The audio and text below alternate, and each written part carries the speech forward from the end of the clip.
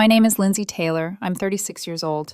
And the morning my marriage ended looked exactly like every other morning I had carefully built for it. I was seated at the kitchen table before sunrise, the same chair I'd claimed years ago because it caught the first line of light through the window. The newspaper was folded cleanly. Coffee steamed in a ceramic mug I'd owned longer than my marriage. Predictable things. Reliable things. I've always believed the day should start without surprises. My husband used to say I was born 40 years old. He said it like a joke, affectionate, almost admiring. I never corrected him. 8 years of marriage had taught me that consistency only sounds boring to people who mistake chaos for passion. He walked into the kitchen without saying a word. No good morning, no kiss on the cheek, no reaching for his own cup. He just stood there, arms crossed, weight shifted back, eyes already distant, like someone reviewing a decision they'd finalized before entering the room. That alone told me the day had shifted. I folded the paper and waited. "Lindsay," he said, not softly, not kindly. "Renee's back in town." The name landed with precision. Renee Carter, his ex-girlfriend from college, the one he used to describe as intense, always with that faint edge of pride, as if surviving her had once been an accomplishment. I didn't respond. His tone wasn't informational. It was preparatory. "She makes me feel alive again," he continued, lifting his chin. "She actually lives. Not like this." He gestured toward his kitchen. The mug, the table, my entire morning condensed into a single dismissive sweep of his hand. I waited. "You're boring, Lindsay," he said, clearly now. "Completely boring. Predictable. Safe to the point of suffocating. You'll never be anything special." No hesitation, no remorse. It sounded rehearsed, like he'd practiced saying it without flinching. Most people expect drama in moments like that. Tears, shouting, bargaining. 8 years of history clawing for relevance. Instead, I told him the truth. "You're right." He blinked. Actually blinked. Like I'd skipped a line in the script he'd prepared. "I built a boring life on purpose," I continued calmly. "Quiet mornings, stability, no surprises. You used to say that's what you wanted." He stared at me, unsettled. "So you're just agreeing?" he asked. "You said what you needed to say," I replied. "I heard you." He didn't know what to do with that. Outside, a car horn blared. Loud, aggressive, impatient. The kind that demands attention. "That's Renee," he said, suddenly brighter, already shifting worlds. I stood, pushed my chair in, and walked past him toward the bedroom. If he was leaving, he'd need his things. I packed without anger. Clothes, chargers, shoes he always left in the wrong place.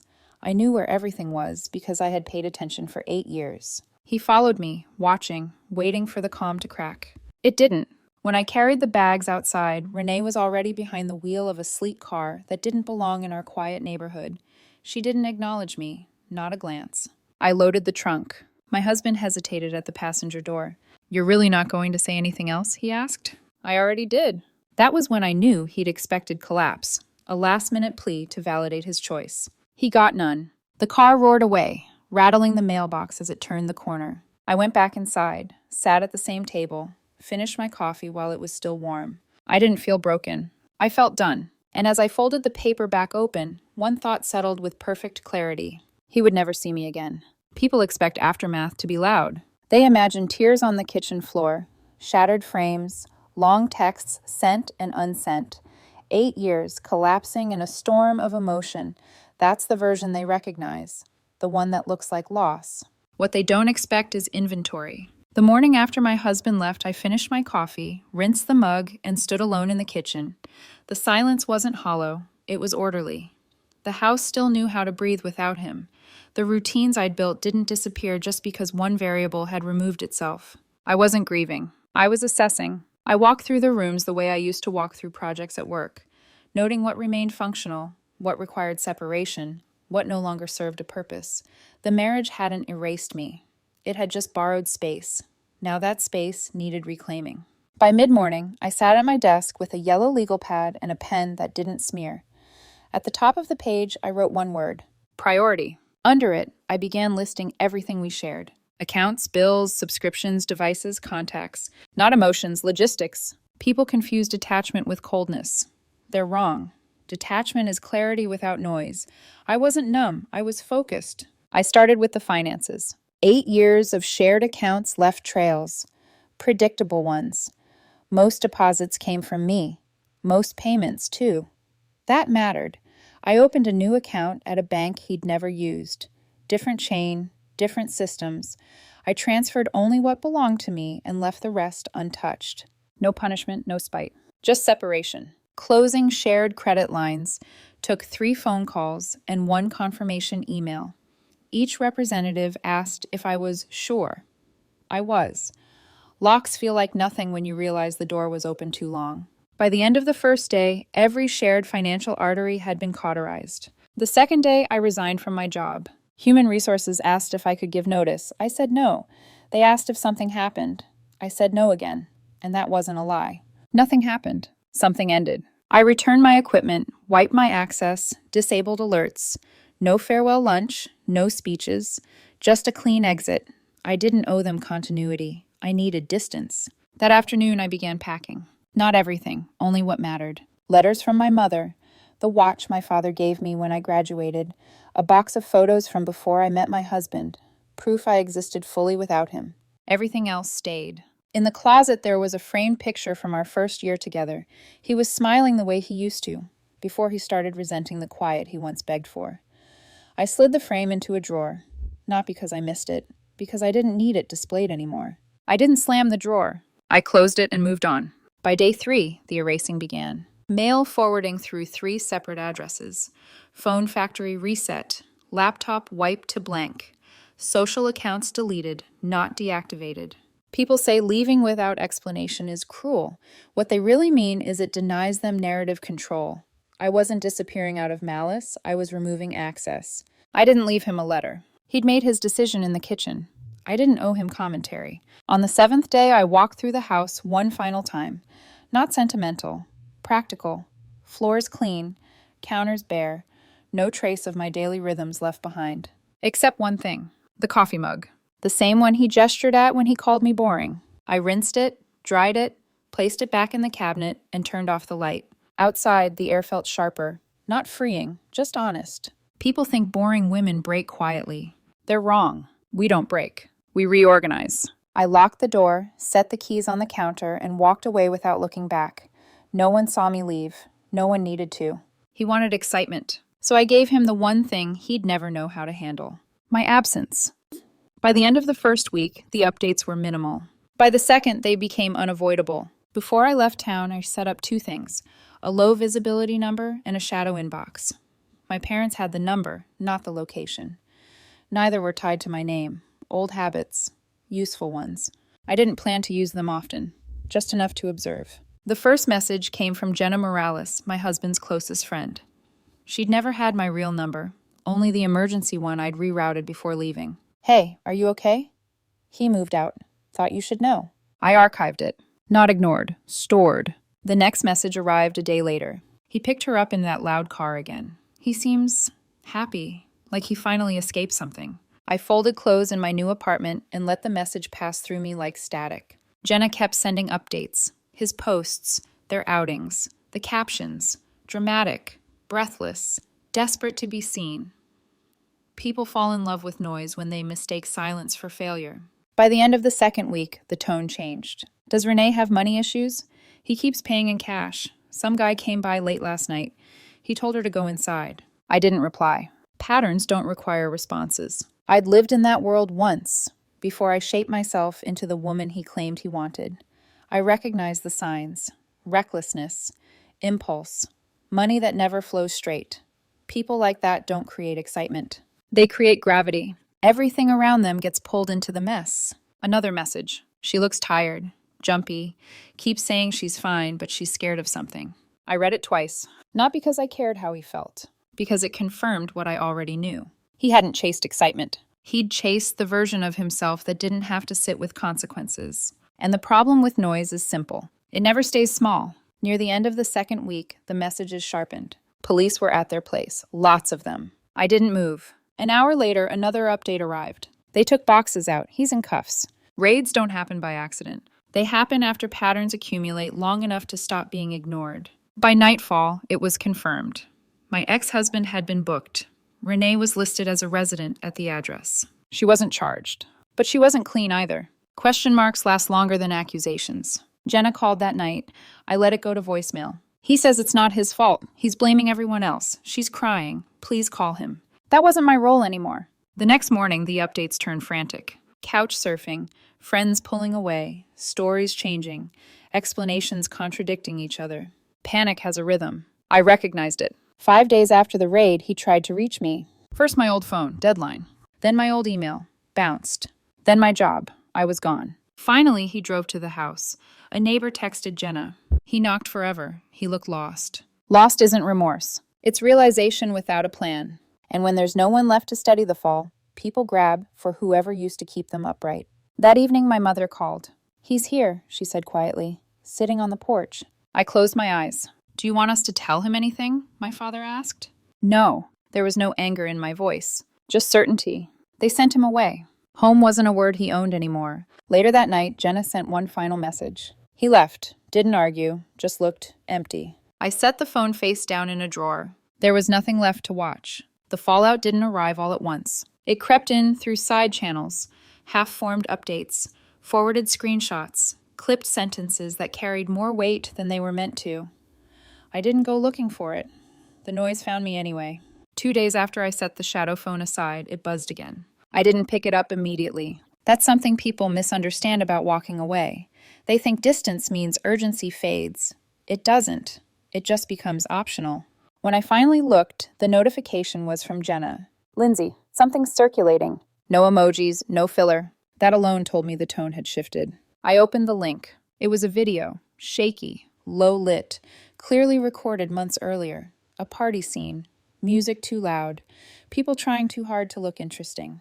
My ex-husband stood near the center of the frame, holding court like he always did when he wanted to feel important. Renee was beside him, leaning into his shoulder. Someone off camera laughed and asked how he ended up with her. He grinned and said, clear as day, easy. I stole her from boring Lindsay. Took her right out of that quiet little life she trapped me in. Renee laughed. Not awkwardly, not politely. The kind of laugh meant for an audience. The kind that says, I'm in on the joke. The clip ended there. When I checked the view count, it was already climbing. By morning, it was everywhere. Not because he was charming, because he was arrested. The internet loves contrast. Before and after narratives. Confidence before collapse. People replayed the video frame by frame, zooming in on Renee's expression, freezing the moment she laughed. Imagine throwing away stability for this. Fire looks fun until it burns your house down. Boring Lindsay probably sleeping just fine. They weren't wrong. Jenna messaged again. She's not taking it well. Everyone's talking. I didn't respond. The internet didn't turn on them because they left me. It turned because they looked proud while doing it. Arrogance draws crowds, and crowds turn vicious when arrogance falls. Within 48 hours, his workplace put him on indefinite leave. Official language cited ongoing legal concerns. Unofficially, no company wants its name attached to uncertainty. Clients requested reassignment. Coworkers went silent. People don't defend risk. They distance from it. Renee tried pretending it didn't matter at first. She posted vague quotes about weathering storms and truth coming out. The comments didn't support her narrative. They dissected it. Silence replaced applause. Jenna sent a voice note late that night. Lindsay. She's unraveling. He's blaming her now. Says everything went bad because she moved in. He's telling people she brought him bad luck. That part didn't surprise me. Men like him don't accept consequences. They outsource them. By the next week, the story shifted again. Interviews appeared. Low-quality clips filmed outside courthouses, parking lots, anywhere a camera would listen. He painted himself as misunderstood. Said Renee distracted him. Said she attracted the wrong attention. Said she ruined him. People repeated his words, not because they believed him, because they wanted something to say. Renee's name became shorthand, a footnote, a convenient villain in someone else's collapse. Jenna kept updating me. Investigators want timelines. She can't afford the lawyer he's using. She's barely sleeping, keeps checking her phone. I read every message, not out of concern, out of pattern recognition. Then came the voicemail. It was from Renee. I didn't play it right away. I finished what I was doing first. Made dinner, cleaned up, sat down. Only then did I press play. Her voice was thin, stripped of performance. I don't know if this is still your number, she said. I'm sorry. For the way I laughed. For what I said. I thought exciting meant better. I thought boring meant dead. She paused. I didn't understand what peace was. I do now. Too late. I'm not asking for anything. I just needed you to know. The message ended. I archived it. Some apologies aren't meant to be answered. They're meant to be absorbed and left behind. A few days later, he posted bail and immediately started rewriting history louder. More interviews, more accusations, more deflection. He told anyone listening that Renee sabotaged him, that she brought chaos into his life, that nothing would have happened if she'd stayed away. He was trying to bury her to save himself. Jenna messaged again. Please talk to him. He's twisting everything. I sat with that request longer than the others. Not because I felt responsible, because I cared about accuracy. I didn't respond to Jenna. Instead, I made one call. Walker answered on the second ring. Didn't think I'd hear from you again, he said. I need him busy, I replied, focused on his own mess, not rewriting mine. Walker didn't ask questions. He didn't need to. I'll handle it, he said, quietly. The call lasted less than 3 minutes. What followed wasn't dramatic. Documents resurfaced. Witnesses reappeared. Digital trails were re-examined. The attention shifted where it belonged. My ex-husband stopped talking. His lawyer started speaking for him. Short statements. No interviews. No blame shifting. Jenna noticed. He's gone silent, she texted. People aren't blaming Renee anymore. They're calling him a liar. I archived those messages too. Renee never knew I was involved. She didn't need to. This wasn't about rescuing her. It was about preventing a louder lie from becoming truth. By the end of the month, federal charges entered the file. Noise dies fast when rooms get serious. Federal charges change the temperature of a room. They strip away bravado, shrink voices, force everyone involved to stop pretending they're the center of the story. Once that word entered the conversation, my ex-husband disappeared from the internet entirely. No posts, no interviews, no defiant quotes about being misunderstood. Just lawyers, just silence. That silence didn't mean resolution. It meant pressure building inward instead of outward. Renee was cleared shortly after. Investigators confirmed she wasn't part of the operations, hadn't handled money, hadn't signed documents that mattered. Legally, she was free. Socially, she wasn't. Her name still trailed his in search results. The video of her laughing beside him still circulated, detached from context, immune to correction. People don't update their opinions when new facts arrive. They just stop caring loudly. Her friends faded first. The dramatic ones left when the story turned dark. The cautious ones left when it became inconvenient. Loyalty thins quickly when embarrassment enters the room. Jenna stayed longer than most, but even she had limits. She barely talks anymore, Jenna messaged one night. It's like she doesn't know how to speak without apologizing. I didn't respond. My part in that story had already ended. A week later, my mother called. I recognized her tone immediately. Careful, grounded, carrying weight. He's here again, she said. I didn't ask who. Same spot, I said. Yes, on the porch. My father took the phone. He's not leaving this time, he said. He's not asking for anything, just sitting. That was different. The first visit had been desperation, someone grabbing at the last familiar shape before the fall finished. This felt quieter. He wasn't knocking, he wasn't calling out. He was waiting. I stared at the wall across from me, measuring what this was actually asking for. Closure isn't forgiveness, it's containment. All right, I said finally, I'll meet him. Once, not there. A pause. Neutral, I added. Public, no history. They agreed. 2 days later, I chose a roadside park just outside town. Open space, flat ground, one bench, no corners to hide in, no shade for drama. He was already there when I arrived, sitting at the far end of the bench, hands folded, eyes forward, still. He didn't look like the man who mocked me in that video. He looked hollow, not broken, not frantic, just emptied. I stopped a few feet away. Lindsay, he said quietly. I nodded once. You asked to see me. He swallowed. I don't even know where to start. Anywhere, I said. He pressed his palms together. I believe my own excuses, he said. I thought exciting meant better. I thought I was brave for leaving. Then everything collapsed and people looked at me like I was part of something dirty. He laughed once, a short, humorless sound. Turns out they weren't wrong. I didn't interrupt. I hurt you, he continued. I mocked the life you built. I let someone else make me feel powerful at your expense. And I called it honesty. He finally looked at me. I know you don't hate me. You're not built that way, but I know you'll never trust me again. And you shouldn't.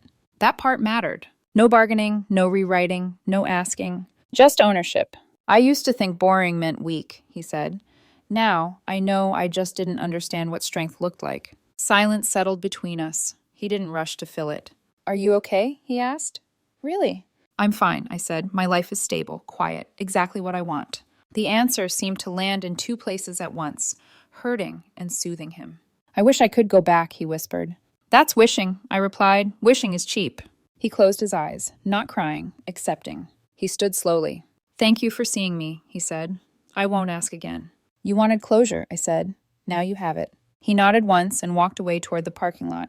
Not fast, not dramatic, just steady steps from someone who understood the conversation was final. I didn't watch him leave. I walked in the opposite direction until his presence no longer occupied my space. That evening, my mother called again. He left quietly, she said. Didn't ask when he'd see you next. He won't, I replied. My father's voice came through the line, calm and certain. Good, some doors stay shut. He was right. The end of a story doesn't announce itself. There's no music swelling, no clean line where everything resolves and stays that way forever. It arrives quietly, like a room settling after someone finally stops pacing. I didn't feel lighter after meeting him. I felt finished. That's the difference people rarely talk about. Closure isn't relief. It's the absence of unfinished motion. Nothing pulling backward, nothing unresolved tugging at your attention when you try to sleep. I went back to my apartment that night and made dinner the way I always did. Simple, precise, without distraction. The window was open just enough to let in air, not noise. The kind of quiet you earn by refusing to invite chaos back inside. A week later, I finalized what I'd been building since the morning he walked out. I moved 3 states away. New city, new address, new contracts. Not to hide, to operate clean. The work I do now values discretion over charm. Small team, private clients, high trust, high pay. The discipline I once used to stabilize a marriage now built a business that didn't require anyone to misunderstand me to function. My days are predictable. Sunrise coffee, encrypted calls, clear objectives, no shouting, no pleading, no emotional emergencies disguised as passion. People mistake noise for life because they're afraid of what silence might ask of them. Silence asks you to be honest. Sometimes I hear about him through Jenna, new legal developments, long pauses between messages, attempts at rebuilding something quieter than the life he burned down. I don't ask for details. My role in his story ended when I stopped managing his instability. Renee tried therapy, new jobs, long stretches offline. Her name still carries echoes of something she didn't fully choose but willingly stood beside. Consequences don't require intent, only proximity. She never reached out again. I wouldn't have answered. Not out of cruelty, out of completion. My parents adjusted to my absence the way steady people do, without drama, with understanding. They never asked for explanations I wasn't ready to give. They trusted that I knew what I was doing, and I did. People like to romanticize second chances. They imagine forgiveness as the final virtue, but forgiveness without distance just teaches people how much you'll tolerate. I didn't leave to teach a lesson. I left because peace requires boundaries as much as love does. He wanted danger. He chased it until it consumed him. I wanted peace, and I kept it. They called me boring. They weren't wrong. I am steady, and when the noise finally burns itself out, steadiness is what remains standing.